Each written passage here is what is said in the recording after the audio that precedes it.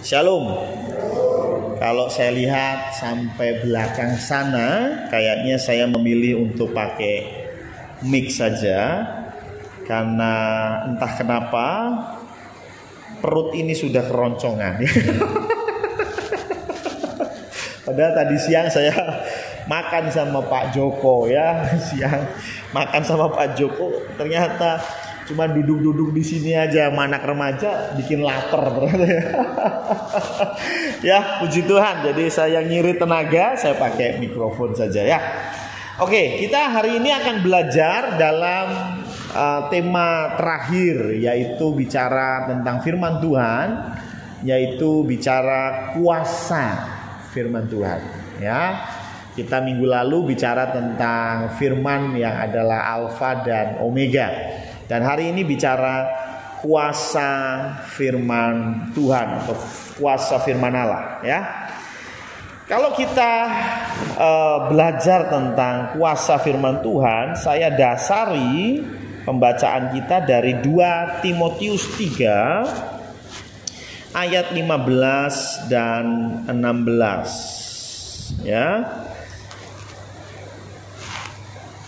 2 Timotius 3 ayat 15 dan 16. Karena di luar hujan itu berarti poin yang baik. Artinya saya bisa khotbah lama sampai hujan reda begitu ya. Karena kalau hujannya belum reda saya selesai juga mau ngapain Anda ya kan? Ya, jadi kita masuk ke 2 Timotius 3 ayat 15, bicara tentang kuasa firman Tuhan. Apa sih yang firman Tuhan bisa lakukan? Ini bukan bicara tentang firman Tuhan adalah Allah. Ya, kalau bicara tentang firman Tuhan adalah Allah, Allah itu maha kuasa. Itu mah nggak usah dibahas gitu ya. Ya, dia bisa bikin Febri menjadi cewek, bisa nggak? Bisa ya. Bikin Mas Firman jadi serius, bisa? Bisa ya. Bisa, cuman masalahnya Tuhan mau nggak, kan begitu ya. Kalau Tuhan nggak mau ya tidak akan terjadi, betul ya.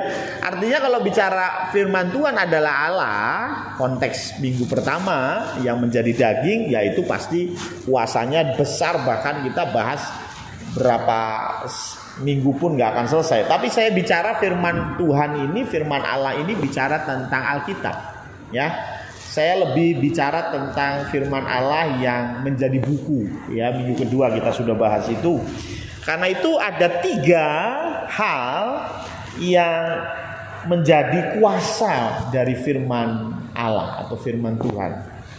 2 Timotius 3 ayat 15 dan 16. Ingatlah juga bahwa dari kecil engkau di sini siapa?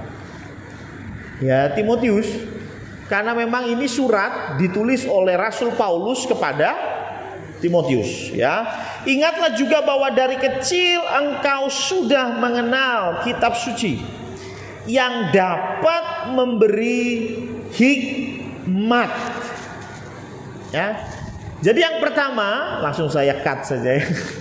Yang pertama, kuasa firman Tuhan adalah memberi hikmat. Apa bedanya hikmat sama ilmu pengetahuan? Hikmat itu belajar atau bicara tentang bagaimana mengaplikasikan ilmu pengetahuan. Anda punya teori dan baca buku 10 judul How to Swim. Bagaimana ya kita mau berenang ya? Mana kalau saya mau berenang caranya gimana? Langkah awal bagaimana? Anda sudah hafal ngelotok bagaimana cara berenang. Teori. Suatu hari jalan-jalan sama Mas Firman di banjir Kanal Barat. Sama Mas Firman jenengan dijorok ke plung. Bisa berenang? Anda sudah baca buku 10 loh. Teori bagaimana cara berenang gitu ya. Anda sudah baca buku orang idiot pun bisa berenang gitu. Oh, dibaca ya. Ya dulu ada buku pakai acara idiot-idiot gitu ya.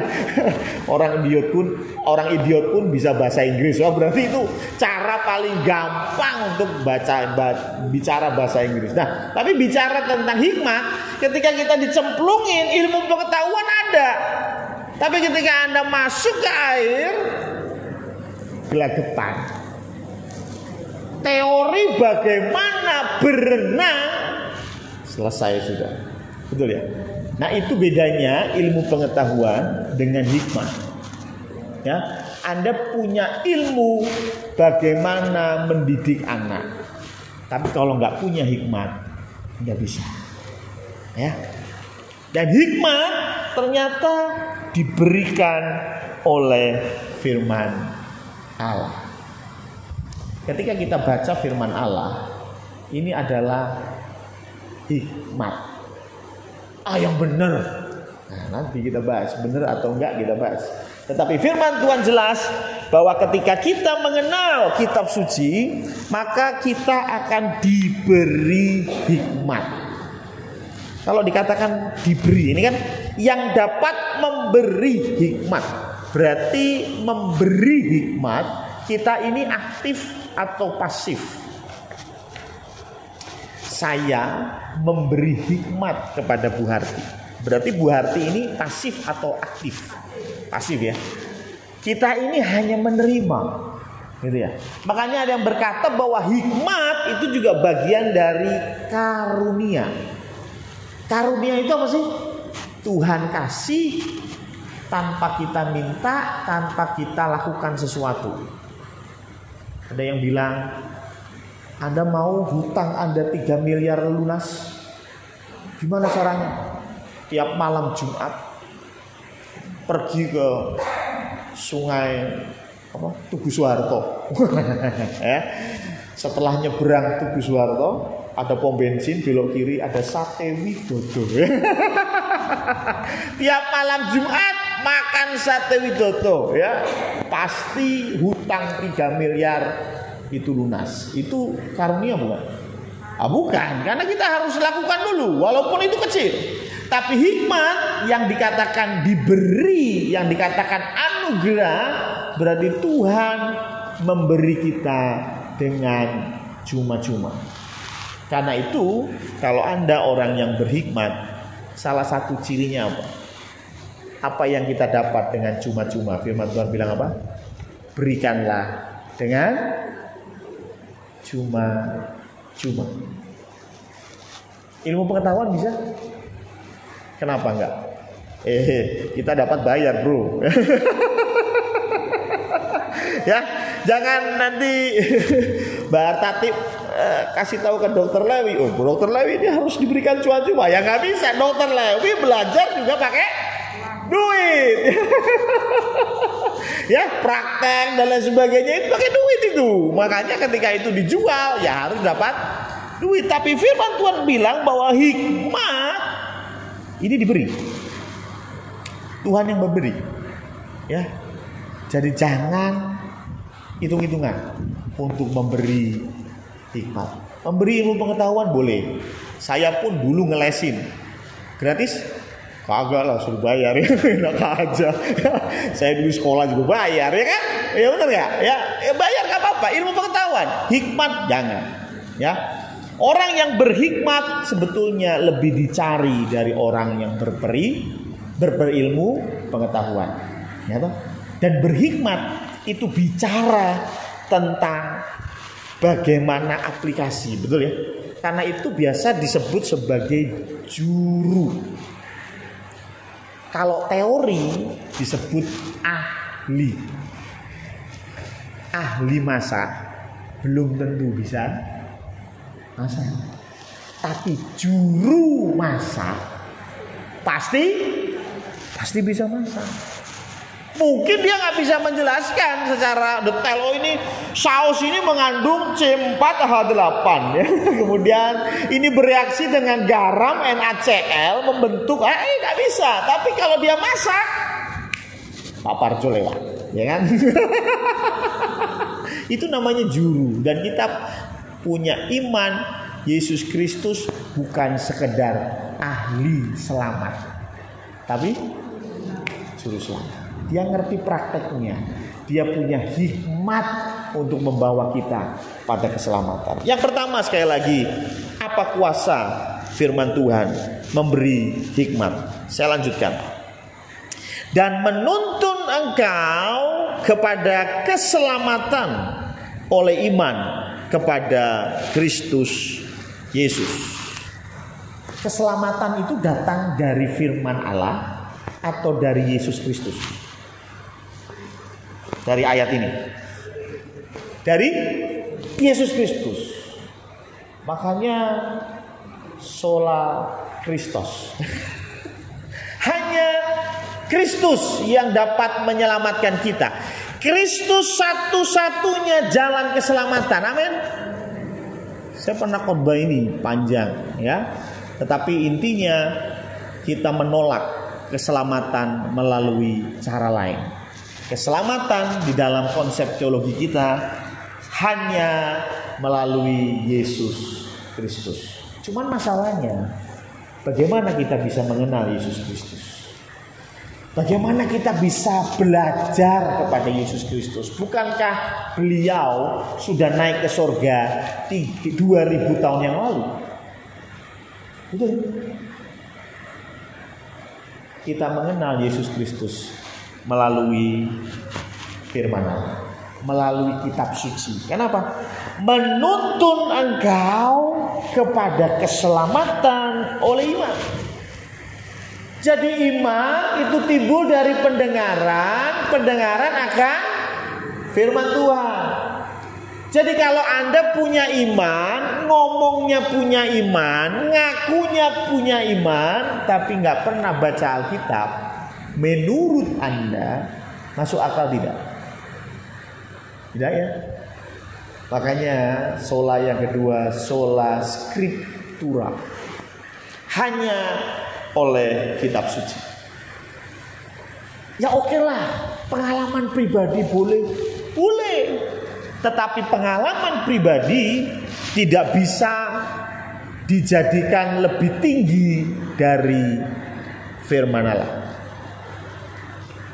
Kemarin di Bandung saya sempat berdiskusi dengan kawan saya, bicara tentang arwah, ya, bicara tentang arwah orang mati, ya, arwah orang mati. Kemudian dia bilang arwah orang mati itu ada arwah orang mati. Nah, saya tanya, lah arwah orang mati itu apa? Arwah orang mati itu kalau mati sebelum waktunya. Ya, jadi saya misalnya dijatah usia 70. Umur 50 tahun ketabrak truk. Nah, saya mati nih. Tapi rupanya hotel saya check-in-nya tuh 20 tahun lagi gitu ya. Bookingan hotel saya itu 20 tahun lagi gitu ya. Jadi nggak bisa diterima ketika saya ke surga, ke front office begitu, permisi, saya mau minta kamar. Waduh, Anda ditulis di sini check-in 20 tahun lagi. Udah kamu turun dulu ke dunia gitu ya. Kemudian saya jadi arwah di dunia. Muter-muter gangguin Mas Firman gitu ya. Bro, notane di bro ya. Ya, gangguin Bu Arti. Nah, itu arwah penasaran gitu ya. Ini konsep teman saya bicara tentang arwah gitu. Ketika kita berdebat panjang lebar, saya bilang, loh memang di firman Tuhan bilang gimana? Yang saya sesalkan dia bilang apa? Loh, pengalaman saya. Loh sih, ya. Pak Sam pernah ngusir setan enggak? Ya jarang, saya lebih suka ngusir Mas Firman. Ya. Enggak, sudah pernah belum? Ya sudah, tapi kan enggak sering. Ngapain kok kerjaan ngusir setan? Bukan kerjaan gitu. Ya kalau memang Tuhan suruh ya kita usir, kalau enggak ya ngapain gitu kan. Saya ini ahlinya ngusir setan. Dan menurut pengalaman saya itu ada arwah penasaran. Saya jadi mikir, ini orang jangan-jangan sebelum ngusir setan diajak ngobrol gitu. Ya, Bapak siapa? Saya Sabto. matinya kenapa? Wah, itu kayak di TV gitu. Saya kadang-kadang mikir, ini teman saya nih sehat nggak ya? Tapi yang menarik, dia mendasarkan teori dia melalui apa? Pengalaman. Saya bilang kepada teman saya, hati-hati. Setan itu bapaknya segala pendusta. Setan itu bisa niru apapun, siapapun, kapanpun. Malah dia bilang ke saya apa? Kok Pak Samuel meninggikan setan? Loh, saya tidak meninggikan setan, tapi memang setan itu lawan yang tangguh, ya. Tetapi sekali lagi banyak kita mendasari apa yang menjadi iman kita itu berdasarkan pengalaman. Nek wetone padha. Hari ini wetone padha kuwi kudu dislameti. Itu masalahnya kenapa? Nek ora dislameti wis to anyar. Lah kok ngerti? Mbahku mbiyen ngono. Lah kok ngerti? Omku ya ngono. Benar ya? Saya pernah bicara dengan ya jemaat sini. Saya obrol gitu ya. Saya lupa obrol apa gitu ya. Saya obrol pokoknya ada satu anak ini agak bermasalah gitu ya. Anak ini ada sakit hati dengan orang tuanya. Saya obrol dengan dia dan langsung spontan dia omong gimana? Ganti jeneng om. Ganti jeneng gitu. Ganti jeneng. Ayatnya di mana itu? Ya ganti nama katanya. Kenapa? Itu pasti bawaan nama. Itu ganti nama. Saya bingung loh. Ganti nama untuk memperbaiki hubungan ayah dan anak yang rusak itu ganti nama. Coba logikanya di mana? Saya tanya. Bukan begitu. Berdasarkan pengalaman saya. Nah, ya kan? Seringkali kita bilang begitu. Di kampung begitu, Pak Pendeta. Kalau ada yang sakit-sakitan, oh iya, saya bicara sakit-sakitan waktu itu. Saya bicara bahwa satu anak ini sakit-sakitan. Ya, komentarnya apa? Ganti nama. Saya lupa ya. Tapi yang saya ingat betul bagaimana dia punya konsep ganti nama itu dari apa? Pengalaman. Banyak di antara kita menjadikan pengalaman dasar iman. Betul atau salah? Salah. Firman Tuhan jelas bahwa kita ini akan dituntun kepada keselamatan oleh iman melalui kitab suci. Keselamatan melalui Yesus Kristus. Tapi bagaimana kita mengenal Yesus Kristus bukan berdasarkan pengalaman saja. Saya bilang saja. Pengalaman baik, bagus, tetapi tidak boleh mengalahkan kitab suci. Anda punya pengalaman, cross check dulu dengan kitab suci. Anda punya pewahyuan, cross check dulu dengan kitab suci. Jangan sampai Anda bilang, Tuhan bicara sama saya. Bicara apa? Suami saya yang sekarang itu bukan jodoh saya. Nah, itu jodohmu siapa? Pak Pendeta sebelah. Ya, Pak Pendeta sebelah nih, kayak si Dudo. Repot ya. Waduh, kacau. Ini Roh Kudus yang omong atau Roh Kudus? Paham ya? Loh, setan bisa menyamar? Bisa. Ketika kita ngelak, enggak. Suaranya di telinga saya itu lembut sekali, penuh damai sejahtera. Saya yakin itu suaranya Tuhan. Bisa diamini enggak? Aja enggak. Nah, isinya bagaimana? Oh, isinya ngawur. Isinya enggak sesuai dengan kitab suci, walaupun itu pengalaman pribadi Anda. Harus iman itu datang dan dituntun oleh kitab suci. Titik. Pengalaman boleh untuk menambahkan. Ya toh? Wah, pengalaman, kesaksian gitu ya. Mas Purwoko kesaksian. Waduh, puji Tuhan. Saya masih ingat kesaksiannya salah satunya. Wah, saat pandemi semua sulit ya, menutup target. Kalau nggak salah pernah kesaksian ya. Tapi puji Tuhan, apa yang tidak pernah dipikirkan oleh manusia ya, tidak pernah terlintas, Tuhan sediakan. Wah, mantap. Berarti pengalamannya sesuai dengan kitab suci. Amin. Aneh. Itu boleh. Tapi kalau sudah ngimpi-ngimpi kacau begitu, aduh ya, repot ya, repot. Ya apalagi masih ingat hari Jumat kemarin penatua Diaken Febel Kristiana khotbah. Ya, dia bicara bahwa tidak ada seorang pun yang datang ke surga. Gitu ya. Ini bukan bicara tentang berarti kita nggak mungkin masuk surga, bukan. Maksudnya kita datang ke surga dan turun lagi dan menceritakan tentang surga. Yesus bilang nggak mungkin, tidak ada seorang pun. Tapi saya mau tanya, di YouTube ada pendeta yang naik turun surga? Ada. Ya, saya cuma khawatir jangan-jangan salah alamat. Ya, kan ada yang bilang surga tuh begini. Setelah saya selidiki, jangan-jangan nih nggak dibawa ke surga, dibawa ke Alexis. Yang tahu Alexis pasti paham ya. Ya, kok ciri-cirinya surga kayak ciri-cirinya Alexis gitu kan ya? Jangan-jangan ini salah alamat gitu ya, betul nggak ya? Yang bisa dipercaya bicara tentang surga, ya dia yang dari surga. Mas Uung tidur ngimpi bangun-bangun, Pak Pendeta, saya tadi malam baru ke surga. Itu ya, tenane bro, tenan, aku damai tenan, luar biasa. Ciri-cirinya damai. Orang Mas Firman, ya. Ya berarti ya oke lah ya. Ya ini salah karena nggak ada firman Tuhannya begitu, betul ya. Ya sekali lagi apapun yang kita jadikan pengalaman itu nomor 2. Boleh dijadikan referensi, boleh menguatkan iman kita, boleh. Tetapi itu nomor 2. Nomor 1 harus firman Tuhan. Dan sekali lagi keselamatan bukan gara-gara baca Alkitab.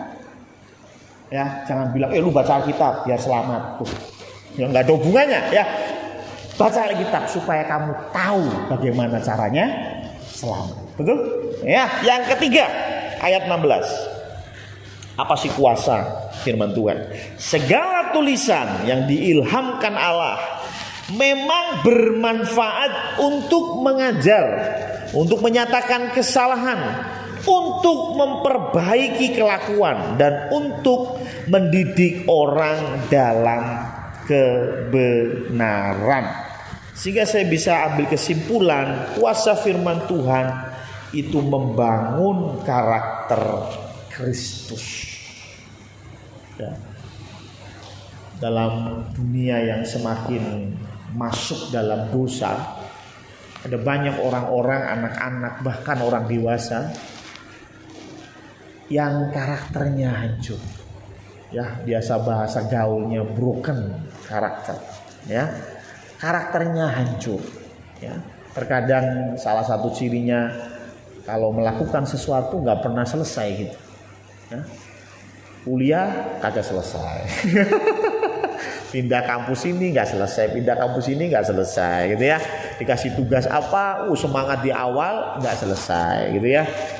Terus apalagi nggak selesai, wah ini ada masalah dengan karakternya, gitu ya. Ada orang yang karakternya rusak, sukanya bohong, gitu ya. Ada yang karakternya rusak, mudah terombang-ambing, gitu ya. Ketika ngobrol sama Ayu, gini-gini, oh iya haleluya, oh amin, yes. Pulang ke rumah, ngobrol sama tetangganya, mabuk enak, oh iya, mau jualan itu. Loh ya kan, jadi ini kan udah terombang-ambing, ini karakter juga. Ya, orang ini nggak bisa dipegang omongannya gitu ya. Kalau kumpul sama orang yang baik. Kalau kumpul sama orang yang jahat. Ini juga broken karakter dan ini gawat loh. Orang model begini kalau di dalam jalan itu dia di tengah jalan. Loh, Tuhan bilang apa? Jangan suam kuku. Kalau engkau mau baik, mau jahat sekalian. Kenapa sih? Loh, kalau Anda itu jadi anak Tuhan, Anda akan ditutup setan. Tapi kalau Anda jadi anak setan, Anda ditutup Tuhan. Lah masalahnya di tengah-tengah. Ditutup setan dan ditutup Tuhan, habis kita, betul ya? Makanya pilih, makanya Tuhan bilang di kisah 1 Raja-Raja kan, ketika Nabi Elia bilang, janganlah engkau bercabang hati, pilih mau Baal, ikut Baal. Tuhan kita bukan Tuhan pengemis. Ikut gue dong. Enggak. Tuhan bilang apa? Lu mau ikut gue? Boleh. Enggak, ya ora apa-apa. Tapi jangan gantung gitu. Gitu. HTS, hubungan tanpa status. Nah itu Tuhan gak suka. Kalau iya, kalau enggak, beres tuh. Ya kan? Tuhan gak ngemis kepada kita. Ayo dong Mas Purwoko, pelayanan dong. Enggak. Ya kan? Mau pelayanan? Mau. Ya udah. Enggak mau ya nggak apa-apa. Gitu. Tuhan biasa aja gitu. Ya. Nggak usah ngemis-ngemis ke kita. Cuman hati-hati kalau Anda suam-suam kuku, itu repot. Di zaman akhir Anda harus putuskan. Mau ikut kanan atau mau ikut kiri. Mau ikut jalan yang sempit itu atau jalan yang lebar. Monggo. Risiko tanggung penumpang. Tetapi bicara tentang firman Tuhan, dia punya kuasa mengubah atau membangun karakter Kristus.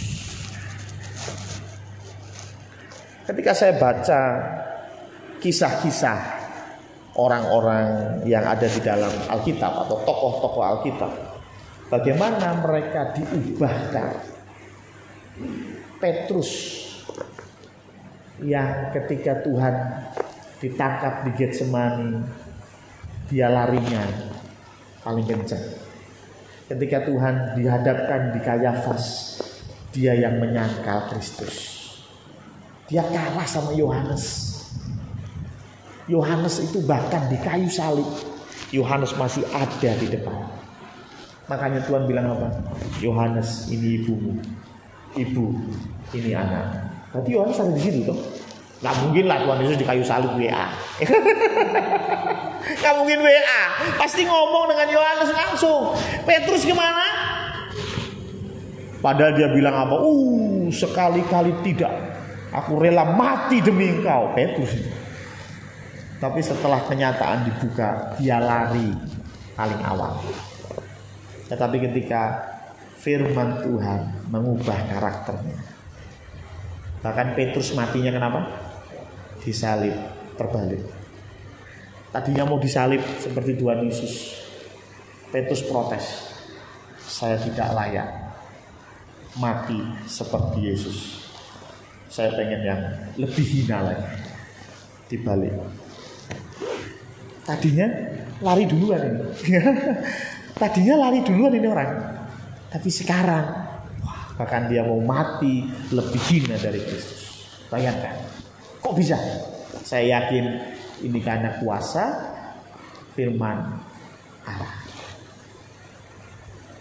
Petrus bisa menulis banyak. Tentu dia baca banyak. Ya. Otak kita itu processing. Ini proses. Kalau nggak ada yang masuk, yang nggak ada yang keluar. Makanya pepatah Cina mengatakan, kalau engkau tidak baca 3 hari, maka omonganmu membosankan. Maksudnya baca itu input, gitu. Anda baca koran, Anda baca. Kalau enggak kita nggak masukin sesuatu di kotak kita, omongan kita gitu doang. Ketemu Mbak Novi ngomongin tentang pulsa listrik habis Pak Pendeta. Ya. Karena nggak diupdate, besoknya pulsa listrik habis Pak Pendeta. Sampai seminggu ngomongnya itu terus. Kenapa nggak diupdate? Tapi kalau diupdate, hari ini kita ngobrol apa sih? Aduh ini Anies nih ya, dipanggil KPK. Ya kan? Kenapa kita bisa ngomongin begitu? Ada input yang masuk. Saya yakin Petrus menulis banyak. Salah satu kitabnya kan kita tahu ya. 1 Petrus, 2 Petrus ya. Tentu didasarkan dari apa? Membaca. Dan itu juga gak hanya bicara bagaimana kita bisa membuahkan hasil pemikiran, tetapi mengubah karakter kita. Maka dari itu saya terlalu yakin kalau kita suka membaca firman Tuhan, pasti ada perubahan karakter. Kalau Anda tanya saya gimana caranya mengubah karakter anak saya, ya bacain firman Tuhan. Anda bisa bilang, ini mah nggak masuk akal ya, harusnya dibawa ke psikolog. Ya harusnya dibawa ke dukun, disemprot air. No, buat saya baca firman Tuhan dulu deh, ya baca firman Tuhan dulu. Ada orang-orang yang di akhir perjalanan imannya ragu, ya sehingga dia ragu, saya mati ini masuk mana? Ada ya, ya. Masalahnya gini, kita ini belum sampai ke tahap itu. Ya, kita sekarang bilang, wah saya akan mantap ikut Kristus, haleluya. Setan itu, ketika setan menggoda Tuhan Yesus 3 kali pencobaan, setelah itu Lukas tulis apa? Setan mundur dan menunggu waktu yang baik. Itu setan godain siapa? Tuhan Yesus. Kalau setan godain saya, nunggu waktu yang baik nggak? Iya pasti nunggu. Menurut Anda, kapan waktu yang baik? Setan ingin ambil iman kita sesaat sebelum kita mati. Itu waktu kritis. Ya, setan akan jor-joran. Ini waktu yang terakhir. Saya bisa menggoda nih. Wah ini kita full power ya. Semua tentara serbu. Karena apa? Ini udah terakhir. Kalau kita gagal, ini orang masuk surga. Nggak jadi nemenin kita main ayunan di neraka, gitu kan? Makanya mereka akan sekuat tenaga menggoda. Dan saya lihat beberapa orang ketika masuk ke dalam tahap itu ada keraguan. Ya. Ketika sudah mau, aduh kayaknya sakit ya, udah nggak bakal lama lagi di dunia gitu ya. Itu mulai ragu dan sangat-sangat bijak kita membacakan firman Tuhan untuk menguatkan sehingga karakternya nggak hancur, sehingga imannya nggak hancur, terus berpengharapan kepada Tuhan Yesus. Dan sekarang bagaimana caranya? Ya, tadi kita sudah belajar bahwa memberi hikmat, membangun karakter, membawa kepada keselamatan, maksudnya kepada Yesus Kristus, ya, membangun iman. Tapi gimana caranya? Yang pertama Mazmur 1 ayat 1 dan 2, ya. Ya pasti sudah tahu ya.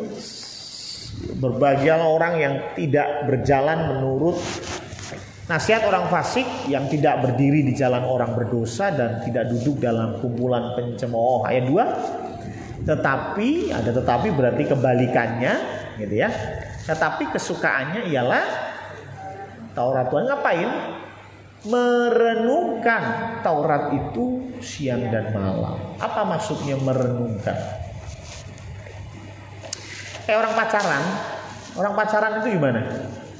Lagi makan, ingat kamu. Lagi tidur, ingat kamu, kayak gitu ya. Artinya itu waktu pacaran? Enggak ya. Kebanyakan utang kali ya. Ya kalau kebanyakan utang biasanya mau tidur ingat utang.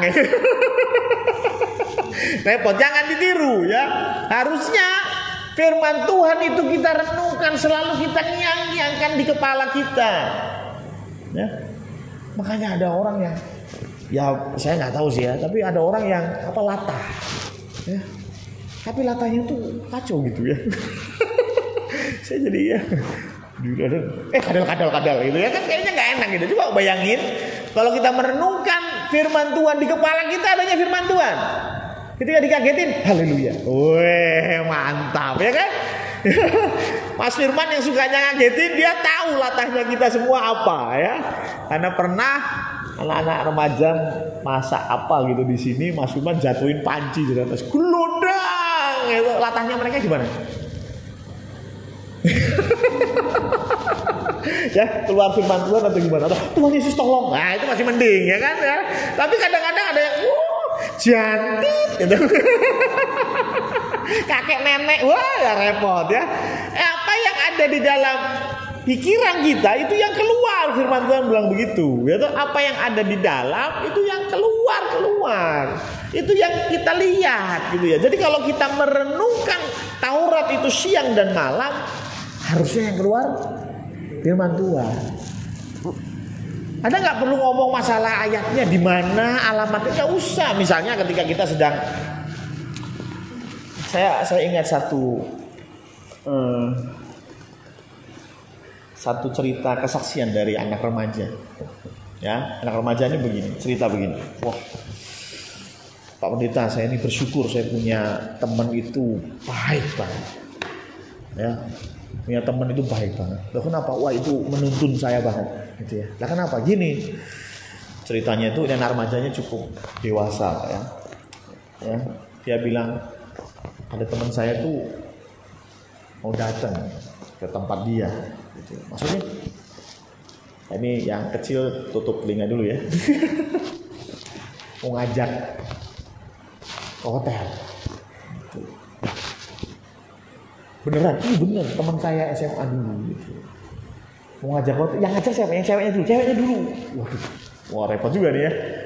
Terus kamu gimana? Wah, saya sempat pikir-pikir sih. Wah, jujur juga ini, jujur ya. Kayaknya saya juga begitu ya. Ya, wah saya sempat pikir-pikir. Terus gimana? Kan saya seru nih. Terus gimana nih ya? Nah, itu teman saya nih. Saya tuh curhat, saya cerita sama teman saya. Bro, ki koncoku tuh, ki lho WA ning ngejak ini piye ki. Itu teman doang gitu loh, bukan pacarnya, bukan siapanya. Ini teman doang. Ini ayat apa dibacanya WA-nya. Terus temannya pulang, dan setelah temannya pulang, temannya kirim satu foto ke WA dia. Ya, dia buka, tahu foto apa? 10 perintah Allah.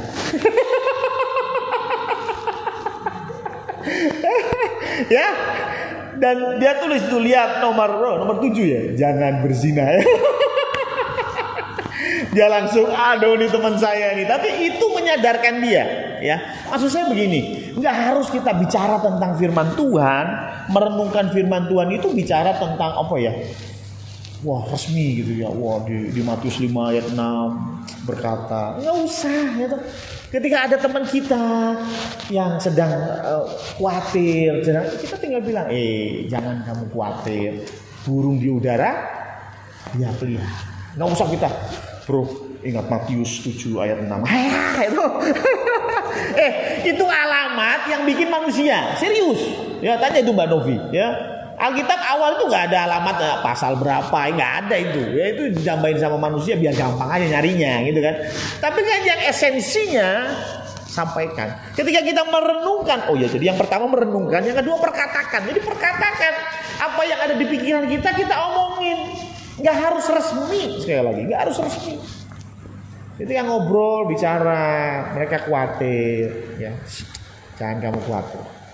Burung di udara dia pelihara. Saya pernah dengar satu orang cerita bagaimana ayahnya punya ayat mas ini, ya.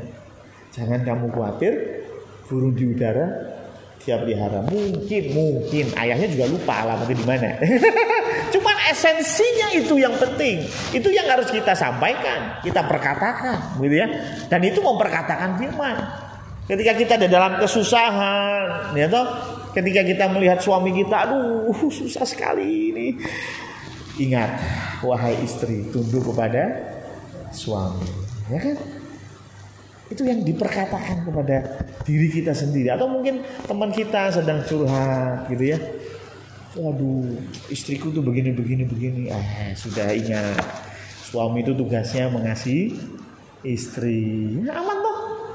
Itu memperkatakan firman enggak? Iya. Walaupun mungkin redaksionalnya beda. Enggak apa-apa. Ada yang bilang begitu, udah ayatnya begitu. Ya, enggak masalah. Intinya sama. Kalau Anda mau berdebat, itu terjemahan baru sama terjemahan lama sih sudah beda. Ya enggak masalah, karena memang bahasa yang penting intinya sama.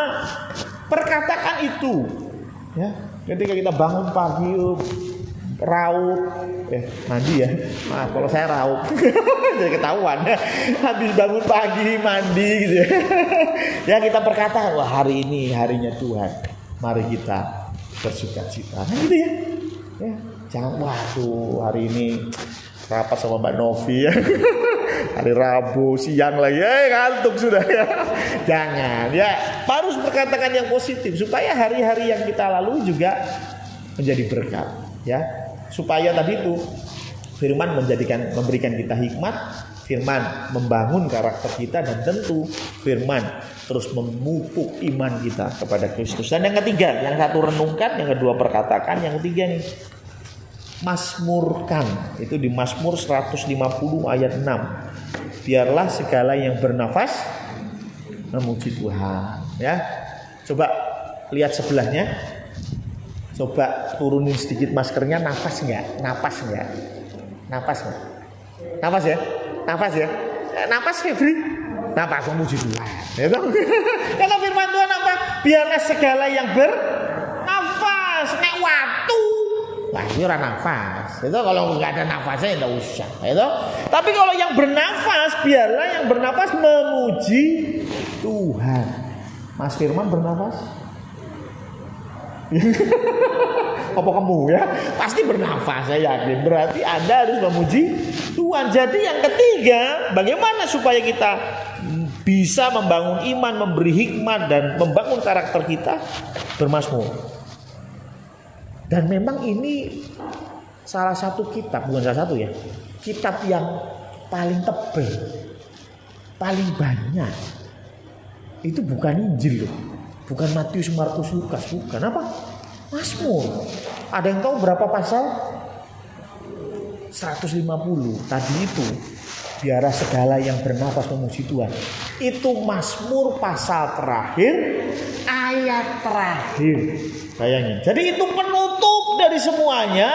Kesimpulannya, biarlah segala yang bernafas memuji Tuhan. Nah, coba lihat. Mazmur itu sebetulnya pujian. Yuk kita lihat di Mazmur pasal yang keempat ayat 1. Untuk pemimpin biduan dengan permainan kecapi. Jadi ini sudah dikasih tahu, ini iringannya kecapi. Ya, coba ayat maju satu pasal, ayat pasal 5. Untuk pemimpin biduan itu pemimpin paduan suara gitu ya. Dengan permainan suling ya. Jadi udah ditulis itu ya. Wah, ini bagusnya ini ngebas doang ini ya, bass betot aja nih ya. Yang ini gitar saja, gitar ini lebih bagus gitu ya. Dan bahkan ini sebetulnya sudah ada iramanya. Cuman problemnya memang dulu belum ada irama yang bisa ditulis. Kalau sekarang kan ada ya, itu Mbak Novi yang bisa baca. Namanya not balok. Jadi kalau Mbak Novi baca apa namanya kecebong ya. Itu Mbak Novi bisa langsung memberitahu, oh ini nadanya begini Mas Yoyo, gini nanti jeda sedikit, nanti jalan lagi, ini ketukannya 4/4. Dia paham. Kalau saya sih belas peteng gitu. Lihat begituan kagak ngerti ya. Tapi orang musik dia lihat begini tahu. Kalau nggak salah namanya partitur, betul? Partitur. Tapi zaman Raja Daud dulu belum ada, ya. Karena itu susah menulis nadanya kayak apa. Nah, coba lihat di Mazmur pasal 6. Untuk pemimpin biduan dengan permainan kecapi. Nah, ini berarti mainnya pakai kecapi. Tapi lanjutannya menurut lagu yang ke-8. Nah, apa maksudnya? Ya, ada beberapa penafsir mengatakan ya ini tuh sudah ada. Jadi nada yang pertama ini koyo ngopo gitu ya. Semua udah pada tahu ya. Kalau kita sekarang itu ya 4/4 ya toh, 3/4 itu celana ya toh. Dan lain sebagainya ada. Nah, ini mereka juga punya nada ya, yang ke-8, lagu yang ke-8, lagu yang kedua, lagu yang ke-4 ya. Mereka langsung tahu, oh ini notnya begini, larinya kemana. Nah, sekarang kalau kita mau bermazmur seperti ini kan susah. Nah, kita enggak tahu terus gimana, Pak? Ya enggak masalah.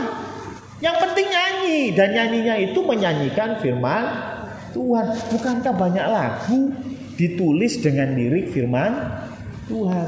Contoh, Tuhan adalah gembalaku, takkan kekurangan aku. Sebetulnya kenapa sih zaman dulu mereka pakai lagu? Supaya gampang ngapalinya. Betul ya? Saya masih ingat dulu ketika diajar di sekolah minggu, kalau ngapalin dulu Bu Iji yang ngajarin, habis kitab Yohanes, kitab apa? Kita nyanyi dulu. Matius, Markus, Lukas, betul ya? Kita ngapalinnya begitu. Tapi ketika kita tahu lagunya, kita ngerti. Abis Matius, Markus, Lukas, Yohanes, Kisah Rasul. Oh, Kisah Rasul bu, ya kan? Kita nggak ngerti sih. Tapi ketika dilagukan itu lebih mudah dihafal. Ya toh? Nah ini yang bicara tentang bermazmur. Ada lagu lagi ya. Cari dahulu kerajaan Allah dan kebenarannya. Nah itu juga lagu. Ya. Nah sekarang kalau kita nggak ngerti lagunya gimana? Ya bikin lagu sendiri.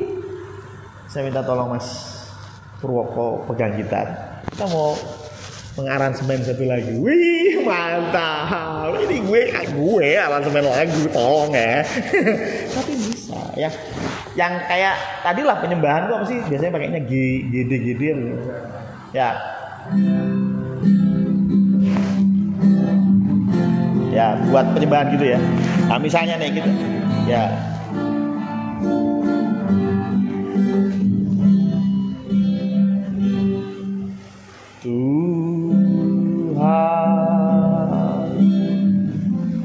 Adalah gembalaku. Boleh ya? Boleh ya? Nah, atau kadang-kadang kita merasa penyembahan itu sesuatu yang unik. Itu mana aja bro? Pakai 2 kunci aja. Apa GD apa sih penyembahan sih biasanya? Ya, oh ya CF lo boleh ya. Slow aja kayak penyembahan. Nah ini kalau di budaya Arab Timur Tengah itu kayak orang baca Al-Quran. Ya ada apa? Zikir. Aduh ya sering ya.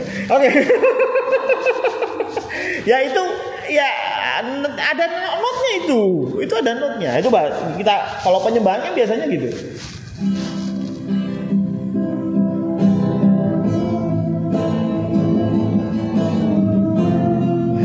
Sudah nyanyi.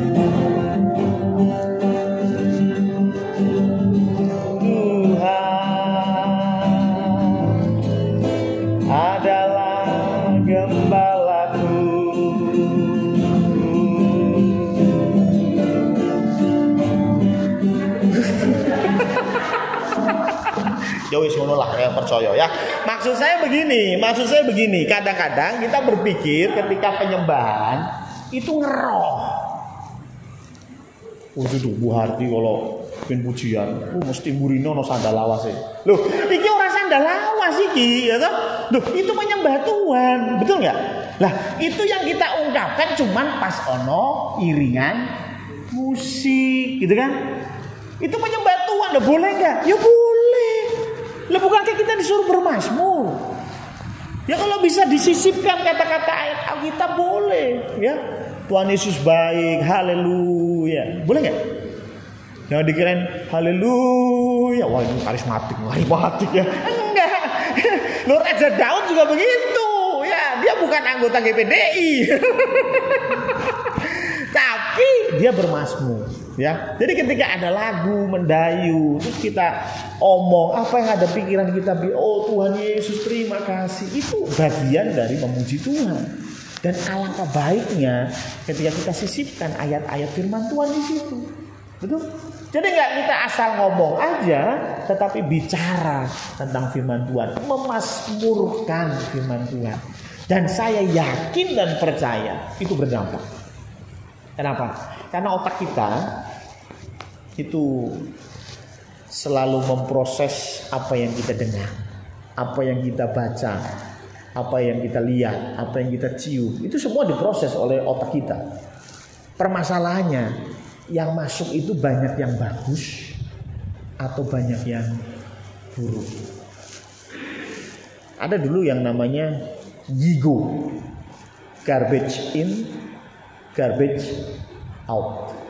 Kalau yang masuk itu sampah, yang keluar apa? Berlian, ngimpi.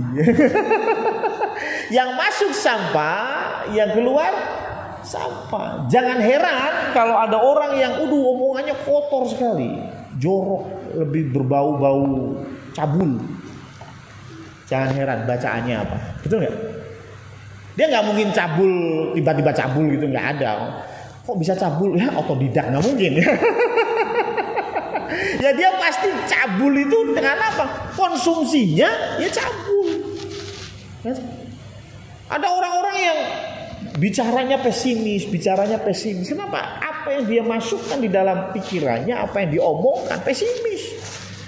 Kalau kita memasukkan firman Allah, firman Tuhan yang tentu bicara tentang janji keselamatan, tentu bicara tentang kita punya Bapa yang baik, tentu bicara tentang bagaimana Tuhan menjamin hidup kita, keluarnya apa? Bersyukur, betul? Ya, keluarnya apa? Memuji Tuhan.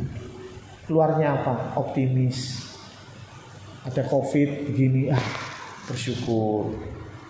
Walaupun gaji dipotong separuh, tapi nggak sampai dipecat, betul ya? Dipecat, bersyukur. Walaupun dipecat dapat pesangon, gitu. Dipecat nggak dapat pesangon, bersyukur, ya toh. Walaupun dipecat nggak dapat pesangon, tapi sehat walafiat. Teman saya dikasih pesangon, masuk rumah sakit, entek 200 juta mau dia, gitu. Betul kan? Loh, betul nggak? Selalu bersyukur, kita selalu bersyukur. Kenapa? Yang ada di kepala kita hal yang positif, dan saya yakin yang positif adalah firman Tuhan. Karena firman Tuhan adalah kebenaran. Karena itu mulailah merenungkan firman Tuhan, mulai memperkatakan firman Tuhan, mulai memasmurkan firman Tuhan. Walaupun tidak bisa lagunya rengang-rengang ora popo. Karena apa? Karena itu semua akan membawa kita berhikmat, memiliki karakter Kristus, dan tentunya menumbuhkan iman kita kepada Yesus Kristus. Amin.